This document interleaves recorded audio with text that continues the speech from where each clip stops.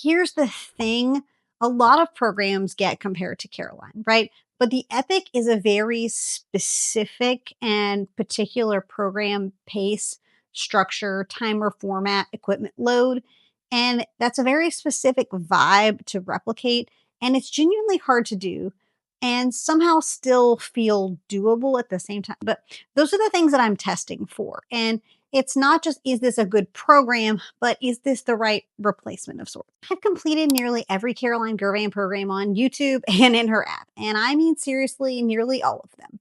Programs like these are actually how I lost over 40 pounds naturally. So when I go looking for an alternative, I'm not just reviewing them casually. I'm testing against something that I know from the inside out that works and that I've tested, tried, and true. In this video, I'm going to break down for you whether the Aryana Active 3.0 program is actually the answer to that or whether it just looks kind of similar on the surface. So let's start with how the program is actually set up, because the structure can tell you a lot about a program before you ever even press play on a single workout. So Devon's Active 3.0 is built into 3 blocks of 4 weeks. Block 1 is a 5-day split: total body, active mobility, lower body, upper body, and then a total body hybrid to close out the week. And that first block is essentially like your on-ramp. It's where you figure out what the program is. Good morning, good morning. It's officially the start of Active 3.0. I am excited and also kind of nervous. I'm always nervous starting a new program with somebody new.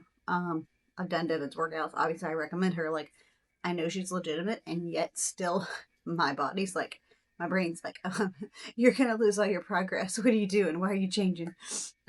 This happens to me every time I do a new workout. And it's actually really helped me testing stuff for you guys, because it makes me feel, it's like helps with that like anxiety. And also reminding myself that like, that's not exclusively what this is about. I've got my equipment ready. I am going to have to modify a little bit though, because I have absolutely no way to do pull-ups or the band modification in this setup. So we're just gonna make it work. But all right, I feel like there's something else I wanted to tell you, but I don't remember what it is. So let's just go. Let's do it. Okay, day 1 in the books. That was spicy. Yeah, so I had to make a little modification. I don't know how I felt about the band I was using. So I might have to like make some pivots in the future. There's always, I feel like, a little bit of a learning curve in starting a program, like a full-blown program with somebody. Like I said, I've done some of Devon's workouts, but not like a full-blown program. This is 12 weeks, which in the grand scheme is not that long, but it feels like a long time, especially like in the fitness realm of like spending 12 weeks on a program. Like, it's not, 12 weeks can do a lot of things. It doesn't work miracles, but it certainly can put you in the right direction. What's up, you guys, and welcome to your 30-minute upper body workout. Active 3.0 day 4 is going to consist of 4 different supersets, alternating push-pull movements.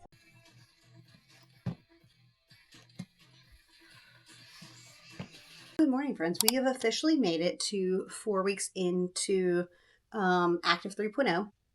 And so this feels like an appropriate time to do kind of a check-in about my thoughts so far. Technically, I'm done with 4 weeks. And right now I feel like the first 4 weeks of a program are really the time to kind of figure out your weights, especially that first like week or two. And as you know, I ended up injuring myself because I used crappy form and overlifted, and like triggered my like sciatic nerve area early on into week 2. So I had to lighten the load for week 2.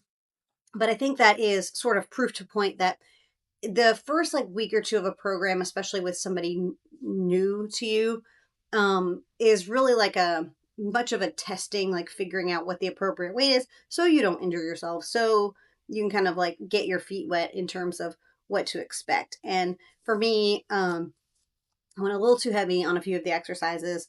I was ego lifting. It's my own fault, but it is something to be cognizant of as you're like going into a new program, is figuring out what the appropriate weights are. I think usually about like a week or 2 in is usually when most people find their footing, but I guess it depends on how familiar you are with lifting. So something to keep in mind when you're starting a program is that you can kind of expect that like need for that, especially to someone who's like a newer creator to you, compared to somebody you work out with all the time. Like I know when I'm doing one of Caroline's workouts, I know which, what weights I need based on the exercise she's doing, based on what she's lifting. But because I have done some workouts with Devin, I'm not as familiar. And so there's definitely been a learning curve. But I think a lot of times the first 4 weeks is when people really expect to see like a ton of progress. And I haven't seen like a ton of body change. I'm going to show you my pictures slash video here. But in the first 4 weeks, we've seen minimal change. Because I've been having to jump in and out of the deficit that I told myself I was going to be in due to illness. But B, again, I think people, because of what they see on the internet, think that 4 weeks is enough time to see like this huge transformation. And it's just truly not. Now, granted, depending on your level of fitness, you may see more progress than I've seen as someone who is like, I want to put in quotes because like more fit is not like, I don't know how else to describe it, but like somebody who's been doing this a while, like it's going to take longer for me to see visible change than somebody who is newer to fitness. And I will say, I feel like these workouts are extremely challenging. And to me, honestly, one of the first things that came to my mind as I've been like working through this program is it does have a lot of like epic, Caroline Girvan epic like tendencies to it. So if you're somebody who really misses epic and the fact that Caroline doesn't make epic programs anymore, which you would probably really like the active program. And I'm not saying Devin is copying Caroline.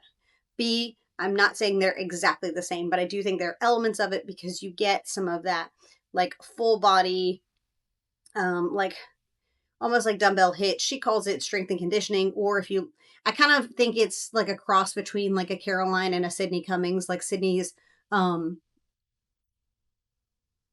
brain's not working. Sydney's strength and conditioning workouts. So it's kind of like a hybrid of those on the like full body hybrid days.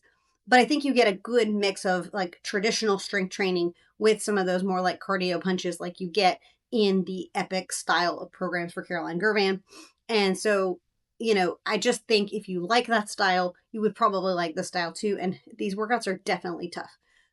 They're definitely push you outside of your comfort zone, which if you're like me, which I assume you probably are similar to me in that way, you like to push yourself, this is a great way to do it. So the block 2 of 4 weeks steps it up. Now you're at a 6-day a week training split. Total body, active mobility, lower body, upper body, and then an extra upper and lower to close out the week. And the volume is definitely noticeably higher. And that jump from 5 to 6 days is absolutely intentional. It's not a filler, it's a structural choice. So, Active 3.0 month 2 is in the books. So, as I mentioned before in our first check in, the first month had a 5-day split with 2 full body days. And in month 2, we morphed into a 6-day split. And we do 1 total body, 1 active mobility, and then 1 upper, 1 lower, 1 upper, 1 lower. And she has it programmed Monday through Saturday, rest on Sunday. But again, that's sort of your discretion of what works best for you. I will say I've really enjoyed the format of this past month. There's a lot of fun formats that she's been doing. Some cool supersets, pyramids, like a lot of variety and fun. In the same way that I really have enjoyed the epic programs from Caroline, which is probably like why I like this so much. So I think it's very well done. I mean, I'm not surprised by this information.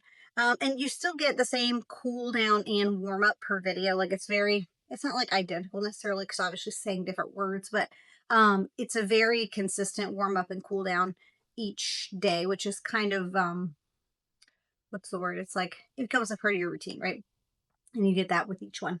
So that has continued. Mobility continues to be a struggle for me in month 2, but I'll be interested to see after my surgery, like once I've fully recovered, if because having that hernia has impacted my core stability. And I'll be interested to see if once I'm recovered and once I build back up, if my mobility will be better because I won't be balancing my core the same way. So, all right. Now, block 3 kind of stays with that 6 days a week, but the format then shifts once again. This one, it's lower, upper, lower, and then that hit kind of mobility day is grouped together to close out the week. But by the end, the third block does feel kind of significantly different from a training standpoint than that first block of 5-day a week training did. It's definitely a different pattern, and the progression is one of the things that I noticed, but also really appreciated about the way that this like program is formatted. I want to talk about something that I think will be a deciding factor for some of you, and that's the coaching style. Unlike Caroline, Devin does talk during her workouts. If you build your entire whole routine around like silent training, then with just the timer and the music, then that's going to feel pretty different to you, right? But I want to be honest about that up front rather than you press play and then you realize, oh, hey, wait, she does talk during her coaching and not feel surprised by it. So that said, I mean this very truly when I say that all of the talking that Devin does feels intentional though.